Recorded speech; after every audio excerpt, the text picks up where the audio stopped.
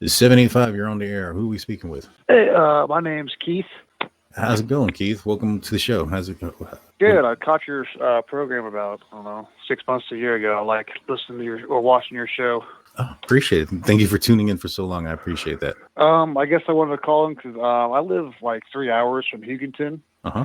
and I just wanted to chime in. I work for a distributor, so I drive a route there every 2 weeks to the southwest part of Kansas, Okay. and I go through Hugonton and Elkhart and all the other small towns down there. The only thing I can think of is so it sounds like, they're probably getting the kids, whatever she needed to do. Sounds like maybe the other lady was a supervised visit, if that makes sense, something like that. Mm-hmm. But I guess my only thing I want to chime in, when you're down there, man, there is nothing out there. Mm-mm. I mean, I go through the towns, I take a few shortcuts on some county roads and, dirt roads, county roads to get where I want to go quicker and faster. Man, there is nothing out there in the farmland. So it would be very easy to dump a car.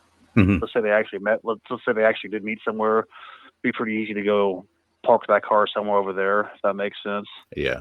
But it sounds like I saw online today, I'm not accurate, but it seems kind of 80% true that I guess they found blood in the car or by the car with a bloody hammer. Did you hear about that? No, I hadn't heard that at all. Yeah, I've seen that. I joined a group yesterday, and I've searched some stuff today online. I don't know how truthful it is, but it sounds like they found blood in the car or outside the car, but with a bloody hammer. Oh, geez. So that I'll would have to raise look some into that concern. a little bit. Yeah, that would definitely raise concern if it's true. But so I guess I just wanted to chime in and let you know that, man, when you're out there in some farmlands and those pictures you're showing of those roads, I mean, that's what it looks like. So if you drive in a mile off a main highway or a state highway, you get into the actual, farmer's land and across the road, ain't no one seeing you out there. Yeah. Unless you're the actual person that owns the property. But yeah, you ain't seeing no one out there. Yeah, I can imagine, man. I actually used to, I've been to Hugonton. I resided in Liberal for a couple of months. Yep, I go to Liberal every 2 weeks too. That's the biggest community down there. Yeah, it's Liberal. Yep. Yeah. But over here by Elkhart and Ava, Oklahoma, is that area tribal area? I heard that. That makes sense, but mainly I just drive the Kansas side, so I never dip down to the Oklahoma.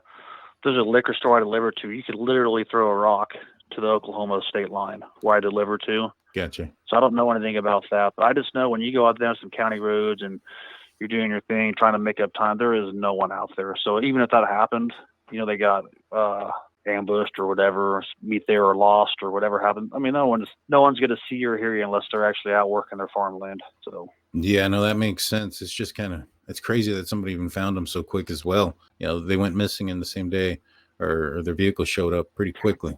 And I will say this, I've noticed out here, I live in Western Kansas too, so it sounds like whoever made a missing report in Hugonton, they put what they call APB, or let all the authorities know, hey, we got some missing people, and maybe this was the car they're in. Yeah. I think the authorities found the car in that county, Texas County. Gotcha. That's my guess. Because, when you're out there and you're a sheriff, you ain't got much going on out there. So I'm sure they heard that, so they're probably making some rounds. And my guess, they just kind of stumbled upon it is the car, if that makes sense.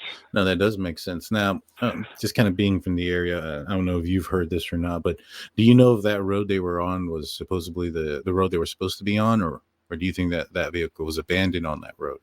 I keep thinking of that because you have to go south of Elkhart, which they said is 3 miles, so that's not that far. I mean, it sounds like that little road they found the car. Why would you go there if you're going to meet and pick up your kids? Yeah. It doesn't make sense to me. Yeah, no, it doesn't make very much sense either. You think you'd meet at that school? Did you hear about that school that was shut down today or locked down? Yeah, there was supposedly two of them. I think one of them was Yarborough Public School. Yep. I think that's probably where the kids go to, but they're thinking about locking down tomorrow too because just what's going on. But yeah, why wouldn't you pick the kids up at the grandma's house or a public place? Why would the car just be in the middle of nowhere? Yeah, it doesn't make sense either.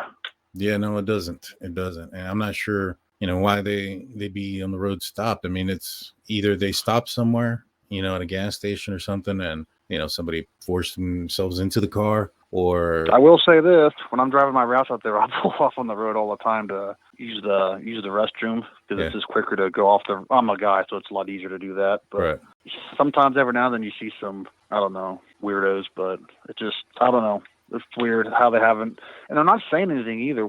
I mean, you can speak more on that. How come they're not saying? I've seen a few interviews with the Oklahoma bureau guy from our local news, and that's some news apps. That's about 5 minutes long. He just doesn't say much. He just kind of ramble. He talks a lot, but he doesn't say anything really about the case. So, what's that entail? Do you think? When they get quiet, I think that means that they found something that means that there's need of an investigation. If somebody's just like, for instance, the Caleb Harris case we were talking about last night, the police were being open. They said that this is the direction this is where he was at. This is where his last phone ping was. And then they start changing. Well, we're not really sure what his last phone ping was. And now we're investigating this and we've shut down. To me, that means that they found something that led them to believe that they need to investigate this quietly, because there could be something nefarious that occurred. And I think that obviously if they found a hammer with blood and things of that nature, then that's probably a sign for grave danger. Yeah, that there's somebody at least injured and has been assaulted. As far as out there, I mean, the only thing I can think of as well is, have you ever heard anybody parked out there pretending to be broken down, kind of rob somebody when they pull over to help? Have you heard any of that stuff going on out there in the area? No, not where they're, because it sounds like where they were at, they had it was a state highway, like 95 highway. Then they took a county, or not a county road, like a dirt road, like in a little bit to someone's land, and that's where they found the car. So, what if they supposed to meet at an intersection? Whatever was not smart, but meet at an intersection. Then they kind of whoever's good knew they were meeting there, kind of ambushed them and forced them to drive in a mile or so from the road, and then started assaulting them. That's one thing I can think of. Yeah, that would definitely that's a possibility. I mean, it's especially when you come across information that says that there may have been blood at the scene and a hammer. And I think I saw in the live chat that that the hammer was broken. So that's definitely concerning. I wonder if there's like some sort of trail that leads off to something, and then a vehicle or tire marks that lead off to somewhere else. Yeah, because thought about that too. Yeah, I think those things are probably there. Maybe I know. Oh, it'd have to be, because those roads are especially now because it doesn't rain out here. I mean, it's very dusty, if that makes sense. Yeah. You'll be able to see it where. Yeah, so I got you. Yeah, I would think that there would probably be, those things would probably also lead you to believe that there was something nefarious happened and why they would kind of quiet down. But if they're missing and there's not a significant blood trail going a distance, then you would expect them to have probably been placed into another vehicle. Yep. You know what I mean? Thought about that. Because I think that if they would have dumped them somewhere nearby, vultures, things like that would probably show up their presence, especially in a flat line like that. You can see the birds for a while. Yeah, flat. Yes, it's very flat, and there's some gullies and ditches every now and then. You could, toss the body in, but yeah, other than that, it's pretty flat. And then, like I said, if you had a rotten corpse just laying there, 4 or 5 days later, like you said, there'd be some kind of animals are pecking at it already, but for sure.